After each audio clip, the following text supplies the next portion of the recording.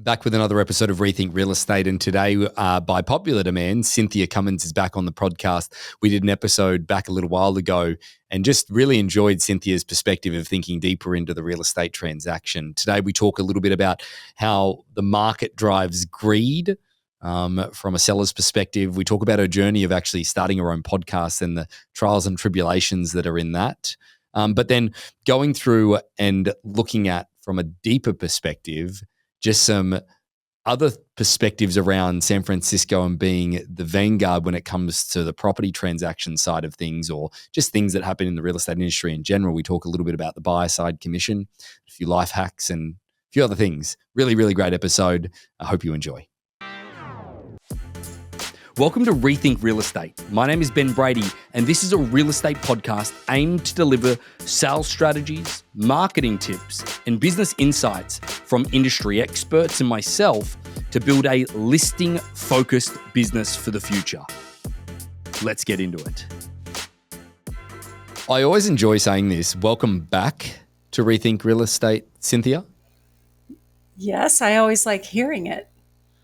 I just think that there's so popular demand, first of all, just so everybody is aware. It's one of our most listened to episodes, was the episode that you were on where you gave your perspective around selling. And I think that there's a refreshing approach that you've taken to the way that real estate operates. But I always enjoy your perspective on things. And it's we're going to go into something relatively cliche to begin with, is that the question was going to be, how's the market? And then it sort of changed. Then it changed into, in a pre-discussion that we were having around greed.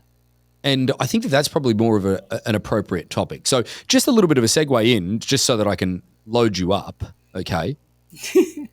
I've always believed that our main job is to manage greed. And I know that that doesn't play well for the billboard on the side of the highway for your business. Like, it's not something that you should obviously promote from an internal perspective, that I manage greed. I don't think that's going to go well in your farm area or when you send an email out to your clients. However, I think that it's something that ultimately that you need to be conscious about on a daily basis, is that our ability to manage greed on a buyer and seller's perspective is fluctuating at all times. And I just want to get your opinion on where that stands in today's market. And when I say today's market, so that people understand, we're in the first quarter of 2024. So let's talk about greed. Yes, let's. Well, when I think about greed, the first thing that pops into my mind is an image of Ebenezer Scrooge, hunched over in the cold, counting his coins. And nobody wants to think that they are greedy in the least. But I know I'm greedy when it comes to chocolate brownies and another glass of non-alcoholic wine, right? Yes, why not? I'll have some more. But where greed, I don't know. I think of it as more like our expectations when it comes to selling a property. I think there's a little bit of a tendency to always go in our minds, or for our clients to go to the place, to their highest aspiration. No, right? To their, they think, gosh, maybe there's some world in which my house is worth $4 million. And just the way that buyers, I'm working with some buyers right now who seem to think that we're going to find a $1.5 million house that we're going to be able to get for $1.3 million, right? So it's kind of the opposite thing with sellers. Can I ask your opinion on how much I'm going to put this, how much of somebody's greed when it comes to expectations of their home selling is then fueled by the imperfection of the real estate model? And what I mean by that is that you have an imperfect system in real estate. And again, my opinion, so forgive me if yours differs, and please correct me if you think I'm wrong, is that you've got a situation where most of the time, Cynthia, that the agent on the other end of the transaction is not as experienced or doesn't do as much business as what you and your team do. So what happens is that you've got somebody that's buying into the fact that their home could be worth, I don't know, way more than it's worth. And then on the other end of that, you've got another agent fueling that, perception of what value is, because they're trying to talk their way into getting that business. Yes, exactly. And the backdrop for that is that the algorithms that sites like Redfin and Zillow are using, they don't help any of us, because it fluctuates madly on, and based on who knows what criteria. Well, I can give you one criteria is that, how we do auction and we drop a bidding to start from price on a property, automatically the value of that property gets escalated down. Like, you could I've got a good example of that, actually. We have a $60 million auction. It was previously listed for $59 million in Bel Air. We did a bidding to start from on the property of $30 million. The zestimate on the property was somewhere in the long lines of $75 million when it was listed at $59 million. It is now, I think it's like $15 million. Right. So, it's this everlasting grasp of the highest number that is out there anywhere. Right. And you really can't rely on it at all. And I've made it a practice to ignore it completely. And so, and this may be an issue when I'm talking with sellers who'll say, well, Zillow says blah, blah, blah. And I'm just like, yeah, whatever.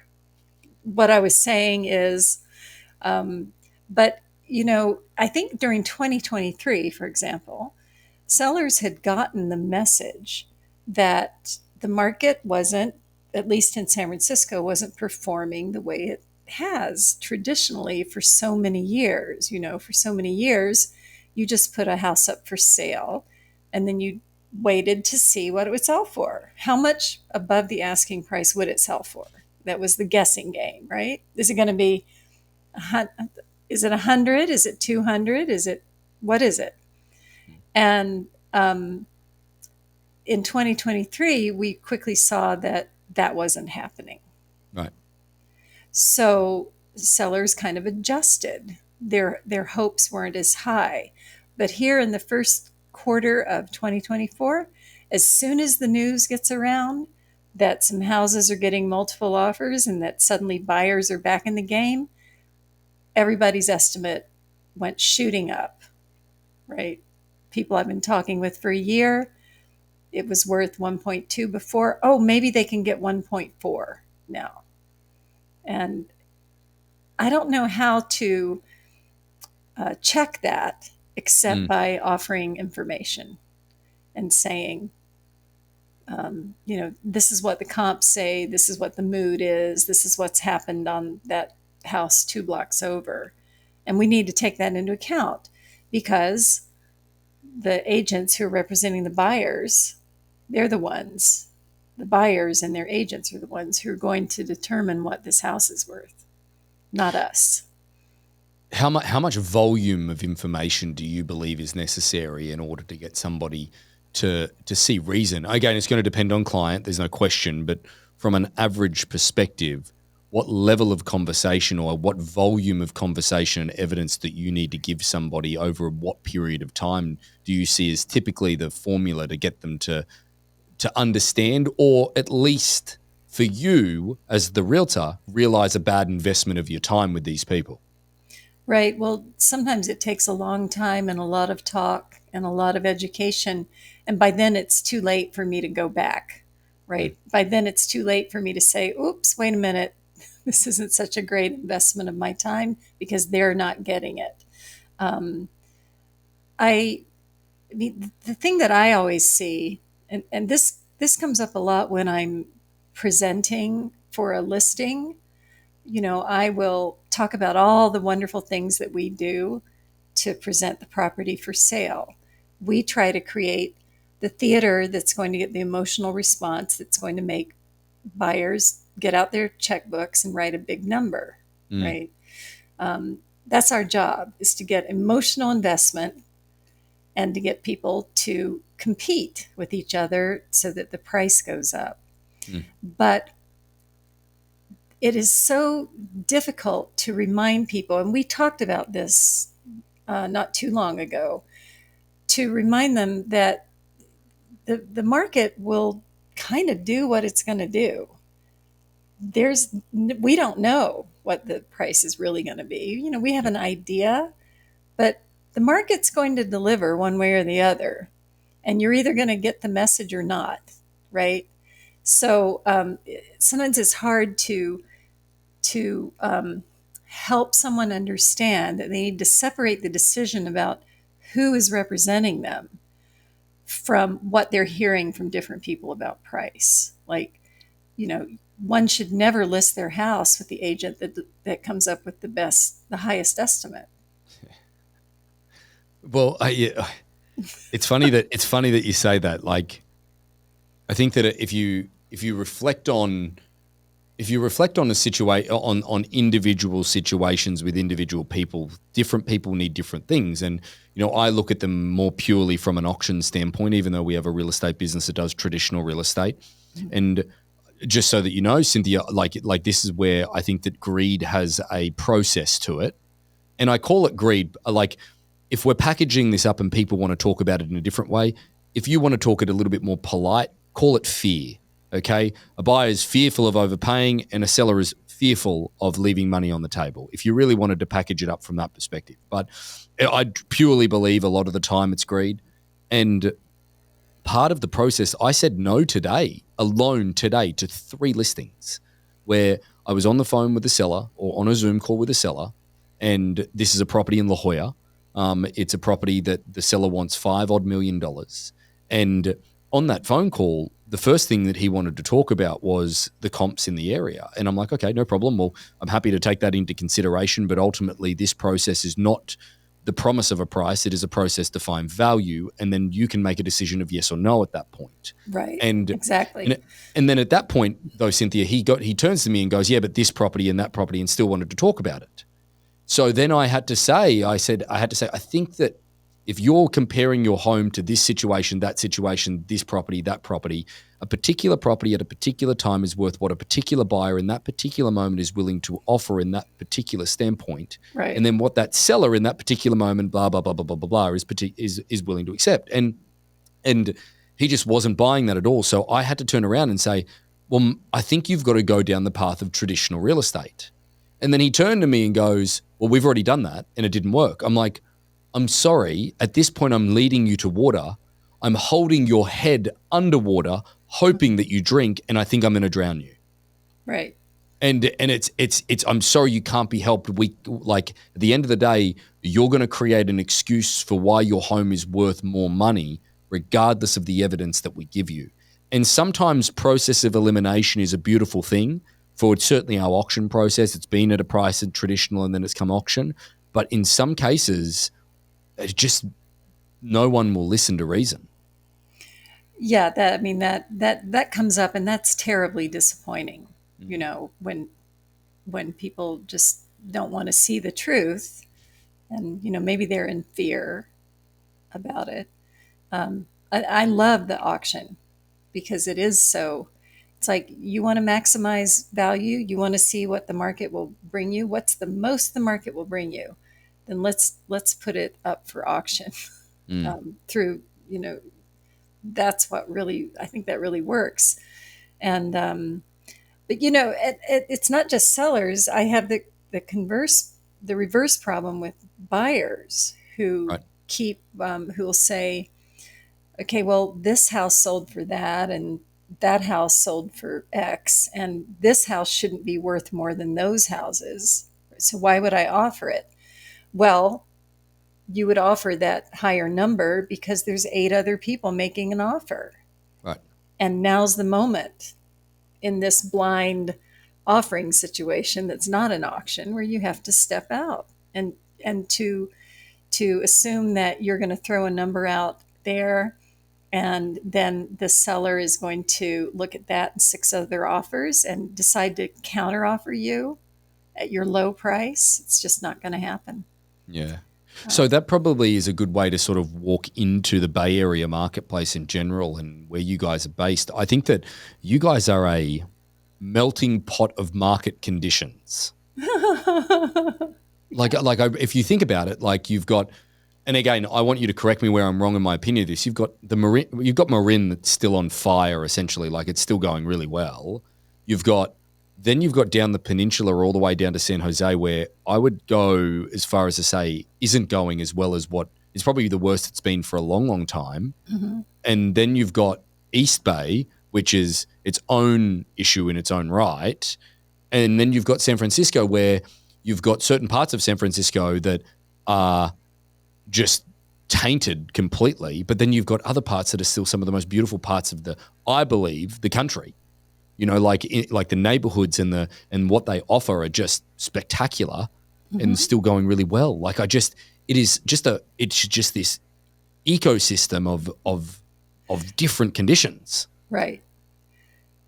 And you know, I can only speak to San Francisco with any semblance of knowledge, but I mean, San Francisco's always been kind of the vanguard for whatever was going to go on. Like we were the first, you know, we were the first agents who started staging, right? Yeah.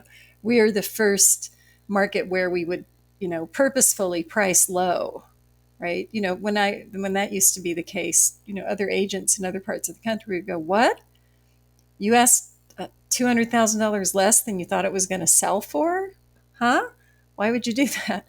Yeah. And so, you know, for years I've been talking with agents in other areas about, you know, what was happening in San Francisco, and now a lot of them are experiencing that, like agents in North Carolina, in the Raleigh or Charlotte area. They you know, things are selling like hotcakes. Yeah. You can't. Yeah. You know, people are lined up around the block to buy the next house. That's a little bit of a side trip that I took, but in San Francisco, the thing that never seems to change is there's never enough for sale. There's never enough property for sale. And right now we have record low inventory. Mm. And despite everything you might read or see in the national media, San Francisco is an amazing place to live. And I mean, you know, I walk down, I sort of float down the street thinking, how lucky am I to be here? And most people who are serious buyers who want to live in San Francisco, they get that. They want to be there. There's a reason they want to be there. And so people still believe in San Francisco. And right now, with this dearth of inventory, what we're seeing on any desirable, well-priced single-family home is a whole gaggle of people waiting to make an offer, hoping to make an offer that will win. That makes me feel a little happy. Do you know, like it's one of those things where we spend Calista and I love our restaurants, right? And when you find a new local gem that's going really well and they do great food and they're doing a great job, it's wonderful to see that you can't actually get a reservation there. And it's wonderful to see that when you are there, the place is really, really busy because you want it to be successful so that therefore you can keep coming back. That's how I feel about San Francisco. Like it's one of those things where it's really great to hear that, you know, things are still moving in those marketplaces and it's actually still not the skeptical outlook of what everybody's presenting to it, because it is, I think, it's got to be top 3 cities in all of North America from my perspective. And it's one of those places where it has a certain feel about it, you know, and again, I don't know whether or not, you know, anyone's ever experienced that. San Francisco has that. Hawaii has that. New York has that. You know, there's certain areas that certainly have a feel about them. And San Francisco definitely, for me anyway, has that as well. Yeah, San Francisco. I mean, San Francisco is a magical place. You know, I often think of famous Oscar Wilde quote about it's curious, but anytime, I'm paraphrasing here, but anytime someone's gone missing for a while, it's said that they've been spotted in San Francisco. You know, people move to San Francisco and they never look back. It's enchanting. It's enchanting. The fog, the bay, the smell of the ocean. I mean, what a lot of people probably don't even know about San Francisco is because they see pictures of the Golden Gate Bridge and the Salesforce Tower, right? Yeah. They might see the 49ers Stadium down in Santa Clara, which is, an hour away from San Francisco. A little bizarre. I got to be honest about that. Yeah, why that happened, we don't know. Um, but, um, there's like, I think it's 2 miles or so of beach all along the west side of San Francisco is Ocean Beach. And it's this big, beautiful beach right on the Pacific Ocean. And you can take a bus out there, or you can put your surfboard on a bike and go out there. You Mm, can meet your friends in the evening to watch the sunset, and you just got done with your job at the office. I mm. mean, it's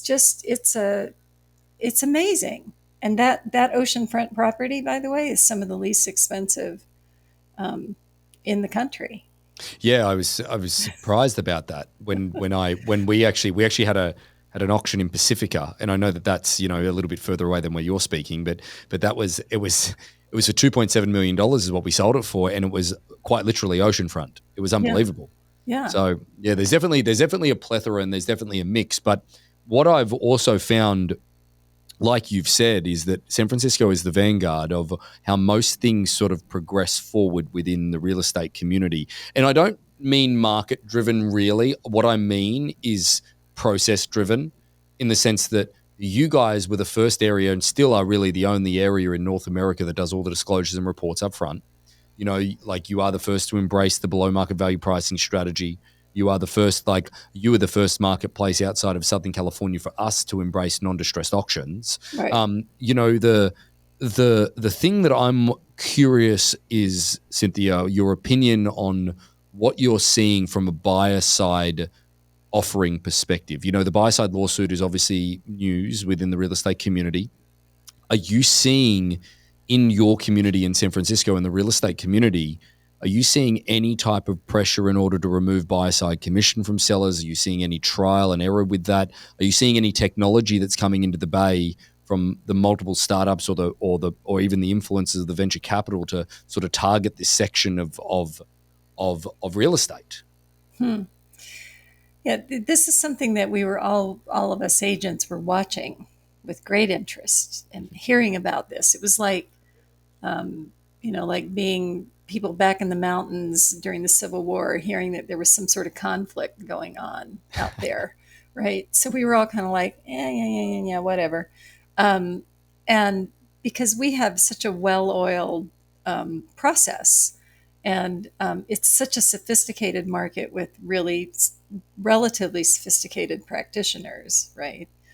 And a robust MLS system through which there's the concept of cooperating, offering commission to a buyer agent who brings a buyer to the property.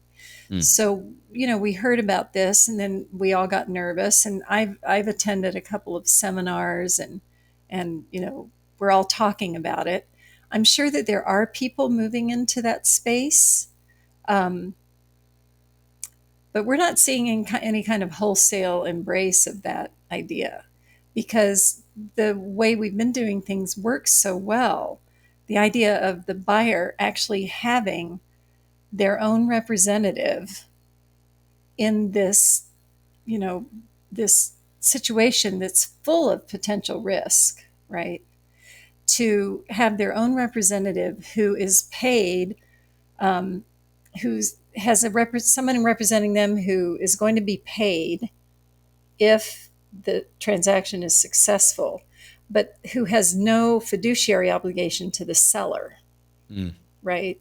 Um, it really works quite beautifully. Mm. And none of it, I mean, in my own experience, it's not like I was trying to run around, and I would never look at what commission was being offered. Never. It's sort of an afterthought, isn't it? It's like once it's in Yeah. escrow and once the contingencies are removed and you sort of through it, you're like, oh, okay, that's the commission. Right. And I know that the basis of some of the lawsuits is that agents were only taking their buyers to properties where a higher commission was being offered. I think that was one of the things. And mean, one time in my 30 plus year career, there was a kind of fly by night office that was only offering a 2% commission on the buyer's side. And I remember being really kind of shocked at that, especially since this was one of those for sale by owner agencies where I, representing the buyer, ended up having to do all the work, making sure that all the disclosures were complied with, making sure that the owners were doing everything that they were supposed to do. Right. Because if they don't do what they're supposed to do, then there's liability for me and my clients, right? So having good representation on both ends just makes a lot of sense. And so far, in our very sophisticated and very expensive market, I haven't seen any softening of that. Sellers are very happy to offer compensation that includes compensation for the buyer's agent. But one thing that has changed is that I have now made it a practice to be sure to have executed buyer representation agreements. Right. And I think that's, for me, it was always a handshake and an understanding, because for me, loyalty was really important. Yeah. Not only was it an incentive for me to work like crazy for free until somebody found something, but that relationship kind of goes two ways. It's like psychotherapy. You're in it. Your therapist is having their therapeutic relationship with you, the patient, and so I want loyalty and I give loyalty to my buyers. Yeah. So to then have this opportunity to explain what value I offer, and by the way, this is the value I offer, and I expect this to be a monogamous relationship. Please sign here, right? I mean, it's like, I remember telling some people, I would love to represent you as buyers, but this isn't an open relationship, right? To use a dating metaphor. Well, no, I This is love the exclusive. parallels. I love the parallels. You've therapy in real estate. Now you've got dating in real estate. It's all it's all there. Yes, it's true. That's right. It's true. I mean, the dating in real estate, I was talking with a friend of mine, agent, recently, and we were lamenting how, when we're working with buyers, we have this very intense relationship. Like, Yeah. that's the first, like, if I were involved in some sort of a bus accident and people, looked at my phone, the first number that they would find in my, scroll of texts would be a client, not my partner, not my kids. It would be one of my clients, right? Yeah. And so you go through all that together. Let's say it's 3 months, 6 months, they buy the house, and then whoop, it's all over. It's like, I mean, not that we don't stay in touch, not that I'm not there for them, but we're not texting at 9 o'clock at night anymore. No. It's kind of the volume of intensity in those individual moments of time. Like, I know that there's a big project that I have on at the moment that, and I'm communicating with the sellers, like I'm in multiple times a day, and and then that'll all cease to exist all of a sudden, and it's back to something different. It's amazing how people come in and out of your life, and that is a rotation, and it's not by design. It's more so just the way that things occur, and I think that we have to be conscious of that as a realtor, because I think, what is it, like 83% of people don't know who their realtor was, 6 months after the transaction. Yeah, that is not the case with me. I can tell you that. It's kind of like what we say with the auction stuff, and you've heard this before. If you're not sick of us by the end of the transaction, something's gone wrong. Right. Yeah, that's it. It's true. So I want to talk about a little bit of a journey that you're on at the moment with you're exploring your podcast. Right. And, I think we mentioned it last time that we were on together, and, I've had the pleasure of having an episode recorded on your podcast. Again, remind everybody of the name and what the nature of what you're doing is. And then let's talk about the journey that you've been on to do it. Oh, so my YouTube channel podcast is called Real Estate Therapy. And by the time this airs, it will probably be available wherever you get your podcasts, and it'll be there on YouTube. And people will be able to see you, Ben, in talking and laughing, and we had a great time Yep. with that interview. But that it grew out of a period in my life. This was maybe 15 years ago, where I had become a little disenchanted with the real estate job. I was just getting a little tired of it. And I thought, what can I do to make it more interesting for myself? So I have a background as a writer, and I also, had started leading mindfulness and writing workshops about the same time. And I was working on my writing. So I thought, you know what? I'm going to write about real estate. And what I was writing about was not how to prepare your home for sale, but more about ways to think about your home. What does home mean? Because home, as far as I'm concerned, is really an extension of our very selves. We are, in our dreams, home is the stand-in for our actual bodies and souls, right? If you're dreaming about something going on in the kitchen, that has to do with how you're being nourished, right?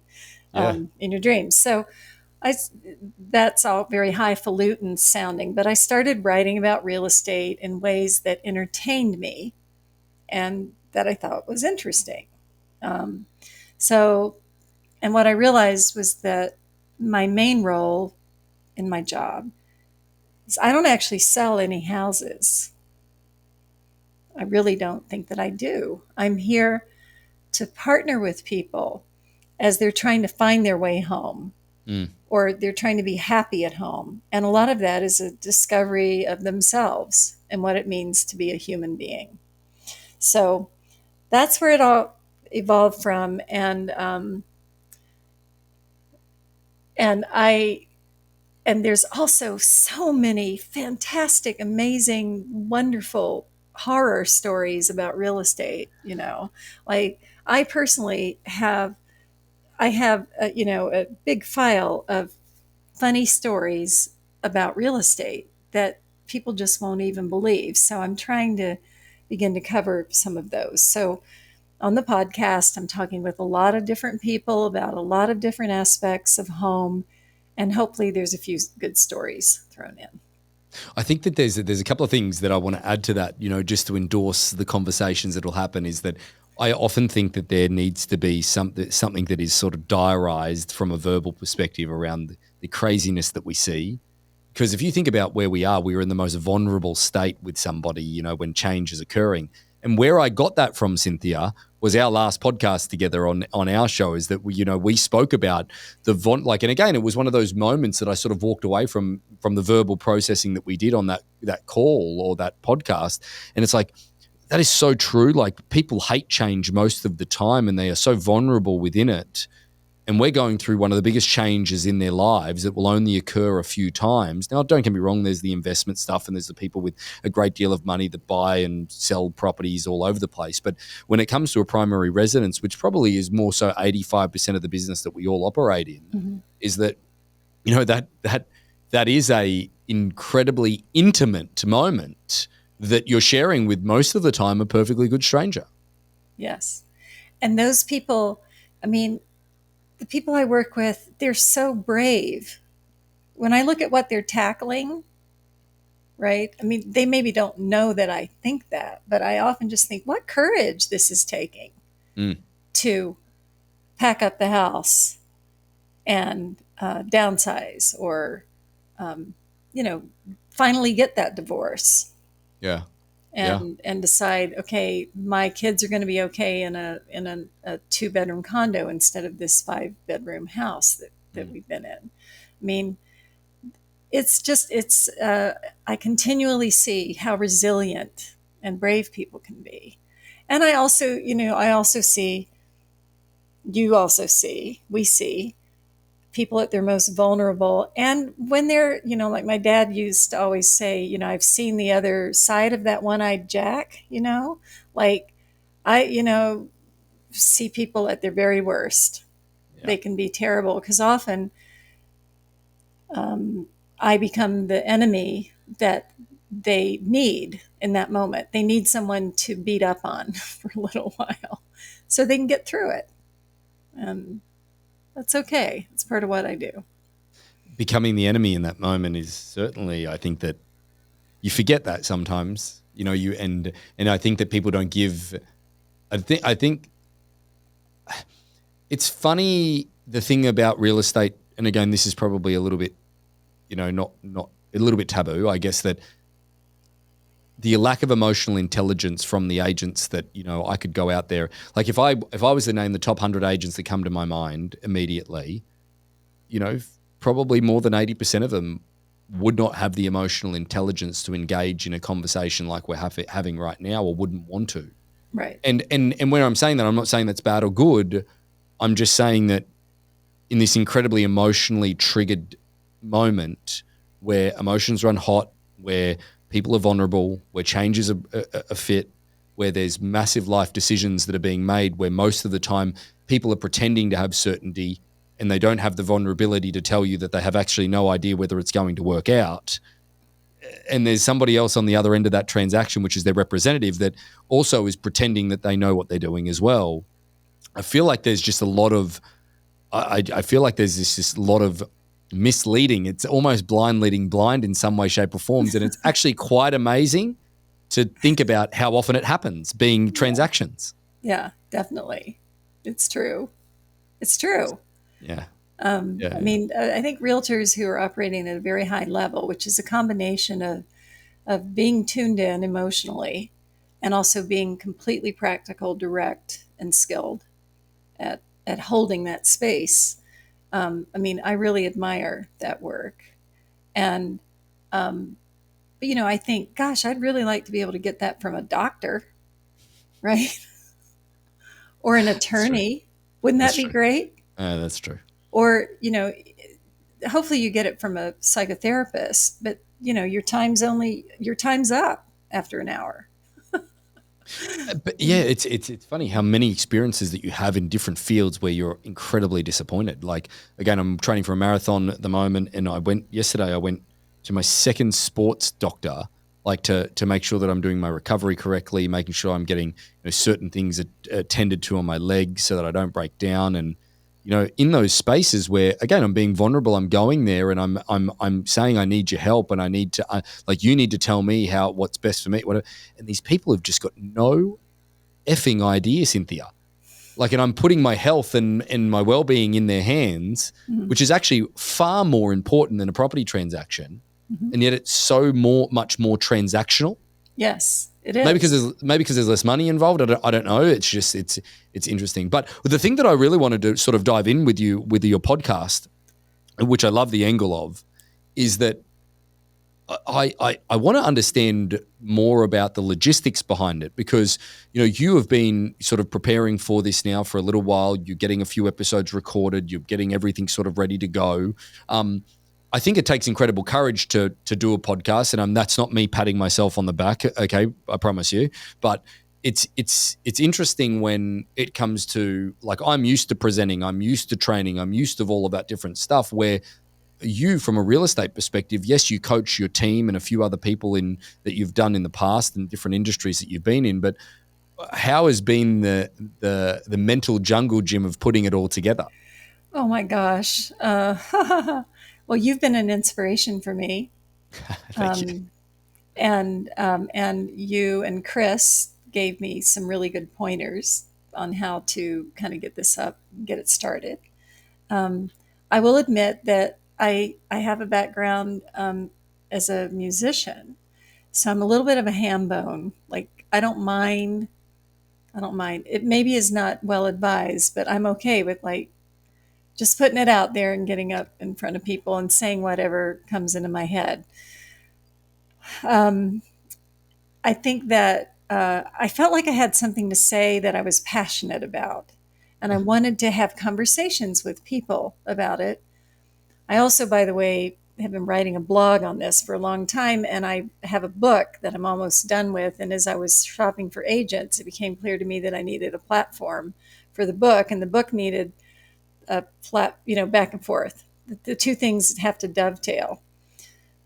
So I think that I might have approached it a little differently if I had thought it through, or if I knew what I know now, which would have been actually throwing a bunch of money at some professional help in this regard. Now Right. I'm in too far. So it takes a lot of work. I love the conversations. I love doing the conversations that will, or the content. So fun. And by the way, anybody who wants to talk to me, let me know if you think you've got something interesting to talk about to do with home. But by golly, it's, I've already have a job that's so full of detail, deadlines, and learning different platforms, different software. Now this has been a whole new learning curve. It's off the charts. Yeah. So Yeah. Well, again, I think that's one thing I definitely need to applaud you with is your ability to put it out there and ultimately, see what comes back. Because so many people aren't willing to do that. I guess that they're not willing. They really are not ready for the raw them to be out in the world. right, yeah, yeah. Right, and there's people who I think would be fascinating to talk with, who I've approached, who are just shy. They don't Mm. want they don't want to be uh, they don't want to put it out there, and I get that. Well, so speaking about a few different things as we come to the end of our episode is that, one of the things that I definitely am liking recently of asking our guests is talking about, podcasts that they like, different books, but also life hacks. And I think that Mhm. that's where I want to sort of lead into things with you today is some life hacks, Okay. Cynthia. It seems like you're the type of person that, I get the feeling that you've got stuff pretty much figured out in certain parts of your life, and most of them, you give me the concept when we work together as well that everything's put together and everything has a place. So I think that people can always benefit from somebody that has looked into life as much as you have, and has thought about it as much as you have, because I feel like there's people that have got the tendency just to sort of just go, go, go, go, go, and then reflect, where I think you do a good job of reflecting while you go. So Right. tell us some life hacks. Yeah, or maybe it's that I have a little bit of obsessive compulsive disorder, and I don't think it's a a bad thing. little I bit like that. goes a long way. Yeah. Well, I have my life hacks, and then I do want to talk about my podcast favorites Yes. and my book favorites. But I actually, knowing you were going to ask me this question, I got my favorite life hack out, and I'm going to show it to you here. Okay. There's this thing. I don't know if you So can see describe it. it for the people that are Oh, listening versus watching. that's right. It looks like a little submarine. Oh, It's yeah. maybe about 5 or 6 inches long. It's really cute. It's red and white, and it's kind of plastic. And it's called a kitchen mama. And what it is, this is something I would never have had in my home. It's an electric can opener, and it's battery operated. And what's cool about it, I'm not going to demonstrate it, but you just put this little guy on top of the can. And Any what I'm guess? now is I'm showing the little submarine sitting on top of the can, and you turn it on, and it goes whoop doo doo doo doo all around the edge of the Oh, can, and the lid comes popping off the top, and there's no cranking, there's no straining, and you don't have some things sitting on your countertop. You know, I am an absolute sucker for a good gadget. it's So great. Callista hates you, by the way, already, because now I'm going home to Amazon and I'm buying that. The kitchen mama. It's really Oh, that's fun. good. That's It's awesome. also cute to kind of watch it do its thing because it kind of bobs up and down as it goes around.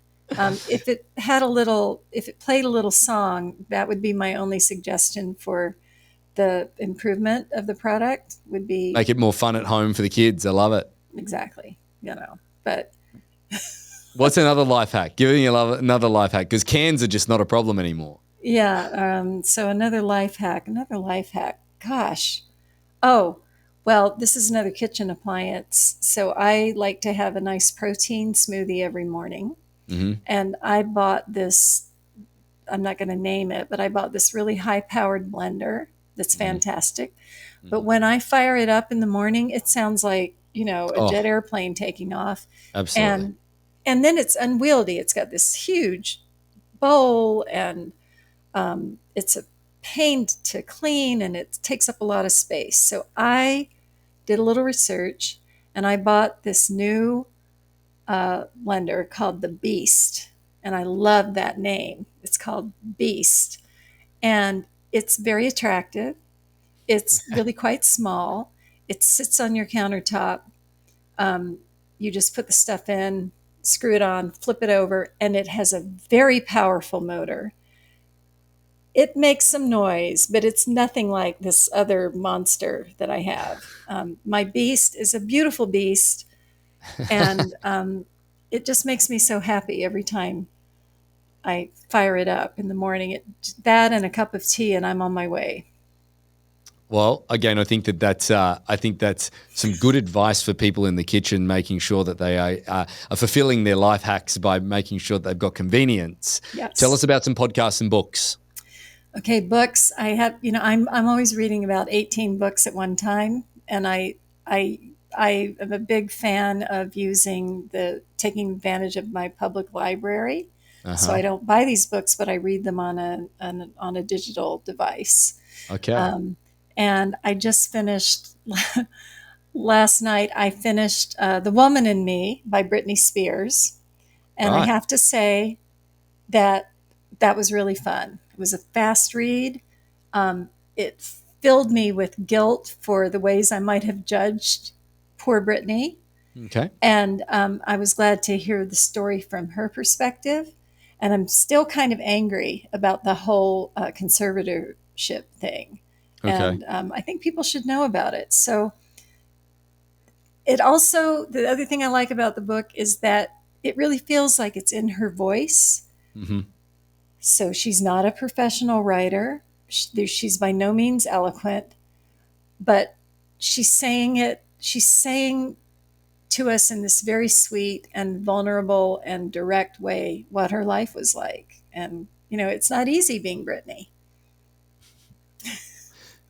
You could absolutely not easy being Britney. I've got to be honest, I didn't expect you to turn around and go, Britney Spears book. I'm like, oh, okay. Yeah, no. Give me your favorite book. Like, what's one that if you were going to go back to, like, give me a favorite. I need a favorite. Well, I have two. Okay. Absolutely. And I go back and forth between which one I like more. Lincoln and the Bardo by George Saunders. That's one of the best books I've ever read. It's this amazing blend of fiction and a little bit of Buddhist philosophy, historical, and he uses source material throughout that is just mind-blowing. It's an amazing book. Okay. So that's the first one, Lincoln and the Bardo. And then probably my all-time favorite is Jonathan Strange and Mr. Norrell, which is in the fantasy genre. It's like an 800-page weapon. It's so big. And it's about a land where magic was until recently very much a thing. And there are these two guys who are trying to revive the practice of magic. And it is an enchanting book, and it has all these little footnotes on every page that take you to another aspect of what she's writing about. And I don't usually like footnotes, Right. but these are amazing. And then she weaves in all these real historical events, like stuff that Napoleon and the Duke of Wellington were doing, and totally compelling. I love it. I loved it. You always bring a different perspective. I like that. I really like that. Like, again, usually you've got people on here going, oh, you need to read this one about motivation or this one about that. Like, that's good. Like, to live in the fantasy world sometimes is something that you can absolutely make sure that your mind can explore some creativity. Yeah, and I've read those books. I read Never Split the Difference, and 7 Habits of whatever, and the 4 Love Languages, and all of that stuff. And I got value out of all of them. But the other book that I loved was this recent biography of George Armstrong Custer, nonfiction. Another big whopping book, but wow, there's a lot more to the history of Custer than the Battle of Little Bighorn. And I Right. definitely recommend that read. But I've got to tell you about my favorite podcast. Oh, please, please, please.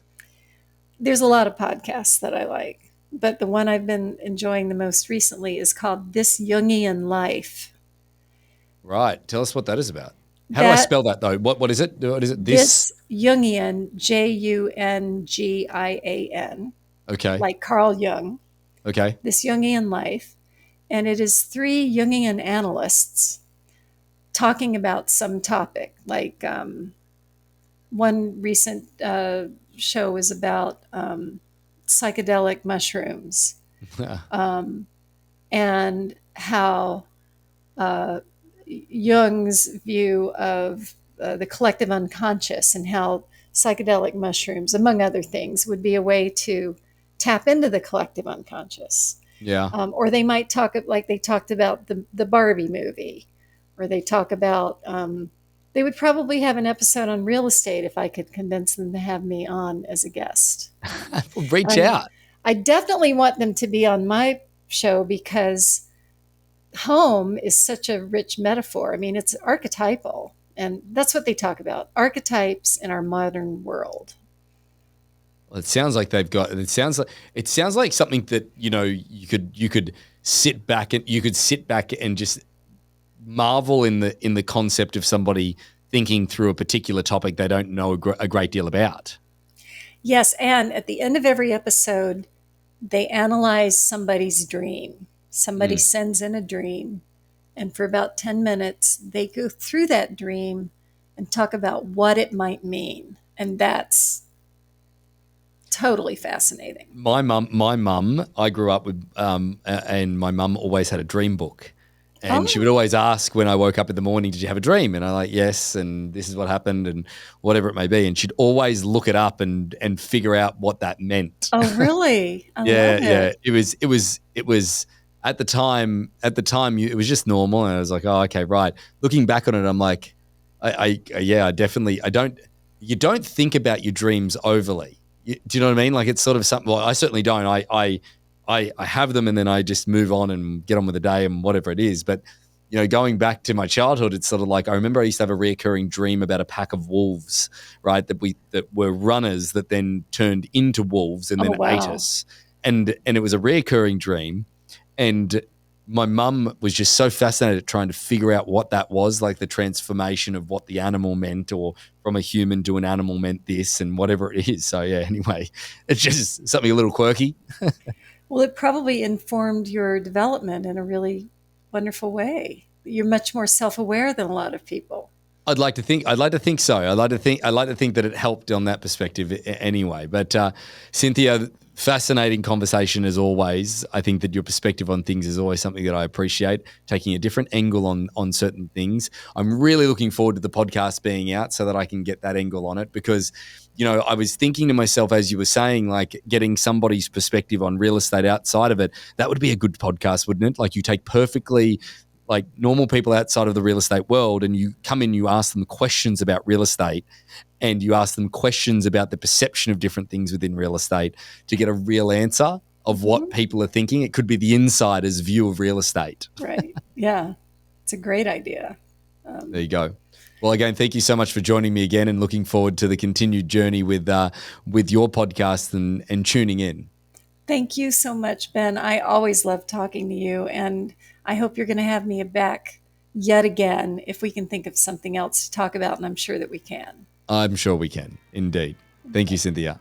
Thank you. So about 75% of our audience hasn't liked, followed, or subscribed to our podcast. It would mean the world to us, and it would help this podcast more than you know to expand our reach if you were to like, follow, or subscribe on any of the platforms that you're watching or listening on. Thanks again.